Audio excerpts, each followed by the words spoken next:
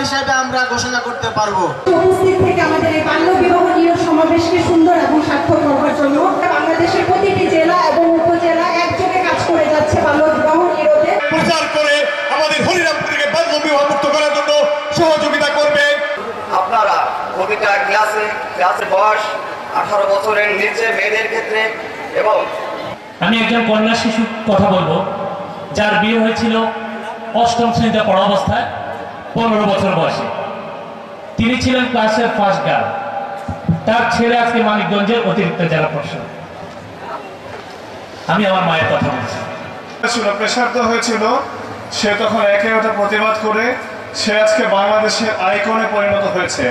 আমার কাছে একটু সকল বক্তৃতায় এক পেশে মনে হয়েছে, সেটা হলো বাল্য বিবাহের শিকার শুধু যেন মেয়েরাই পায়, ছেলেরা হয় না। কিন্তু বিধান আছে 21 বছরের আগে বিয়ে করা যাবে না। 21 বছরের আগে যদি কেউ করে সেটাও তো বাল্য বিবাহের মধ্যে পড়ে, আওতায় পড়ে। সেই জন্যে আমি উদ্বুদ্ধ করব, মেয়েদেরকে সচেতন করব যে তোমরা বাল্য বিয়ে বইছো না।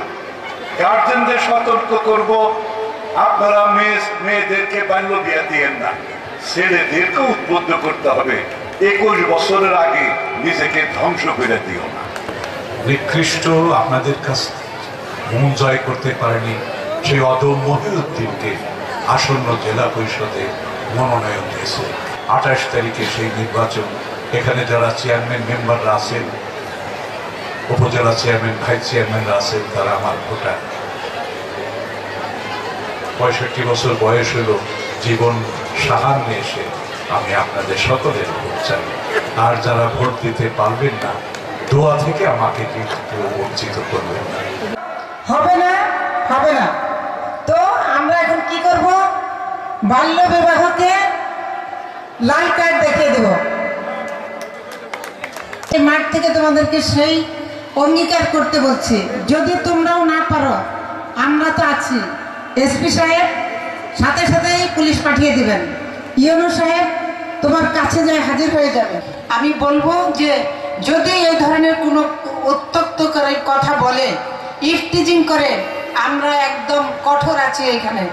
সাথে সাথে ওই লোকের ছবি তুলে আমাদের ফেসবুকে দিয়ে দাও, অথবা আমাকে একটা টেলিফোন করো, ইউনো সাহেবকে টেলিফোন করো, ওসি সাহেবকে টেলিফোন করো। যদি আপনারা বলেন যে আমরা আজকে এখান থেকে শপথ নেব, তাহলে আমি শপথ পাঠ করাবো, আদারওয়াইজ নট। মিথ্যা শপথ করানো যাবে না। এখন আমাকে সবাই বলেন, এখানে কি বাল্য বিবাহ আর হবে? একপথ সবাই, আরেকবার লাল কার্ড।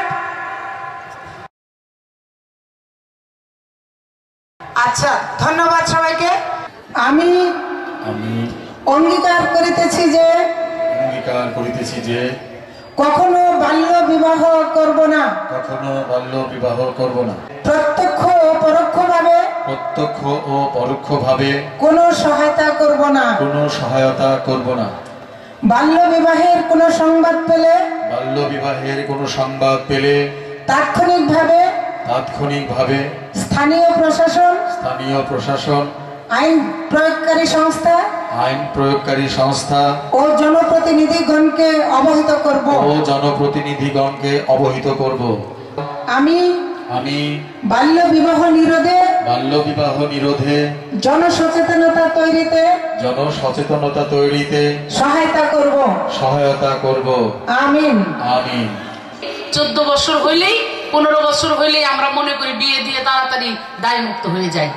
এই বিষয়টা যারা মুরব্বীরা আছে, আমার মা বোনরা যারা আছে, আমি তাদেরকেও বলবো যে আপনারাও খেয়াল রাখবেন, আপনারা সতর্ক হবেন। একটা ছেলেকে পড়াশোনা করাতে পারলে মেয়েকে কেন পারবেন না?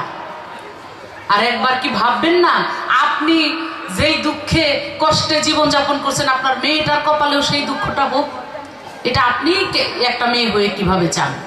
আপনি যত পারেন ওই মেয়ের পক্ষে থেকে মেয়ের বাবাকে বুঝাবেন যে এখনই আমার মেয়েকে বিয়ে দিব না। সরকার কত সুবিধা দিয়েছে, পড়াশোনার জন্য বিনামূল্যে মেয়েদেরকে সুবিধা দিয়েছে। আমরা মেয়েটাকে সুশিক্ষায় শিক্ষিত করব। ডিজিটাল বাংলাদেশ গড়তে হলে তো এক ছেলেরা শুধু পারবে না, মেয়েদেরকেও লাগবে। সুন্দর পৃথিবী গড়তে হলে শুধু পুরুষরা পারবে না, নারীকেও লাগবে। একটা সন্তান যখন অপ্রাপ্ত বয়সে হয়, ওই সন্তান যখন অপুষ্টি বাতাস তার একটা অঙ্গহানি হয়, তখন কিন্তু আর কেউ কিন্তু দেখে না, ওই কষ্ট মষ্ট করে কিন্তু মায়েরই পালতে হয়। আমার একটা গানের মধ্যে এই ছন্দটা রয়েছে, অন্ধ আতুর ল্যাংরা খোরা হইলে কারো ছেলে, ধুলা ঝাইরা মায়ে তো বুটান দিয়া লয় কোলে, কারো পুত্র যদি কুপুত্র হয় মায়ে নাহি ফেলে, হাজার দোষ রাখিয়া গোপন মায়ে তো বুপালে, বিদেশে বিপাকে গোজার সন্তান মারা যায়, দেশের লোকে না জানিতে আগে জানে মা। সুস্থ মা থাকতে হবে, সুস্থ মা হলে সুস্থ সন্তান হবে পৃথিবী। অতএব আমরা তাদের পাশে থাকবো।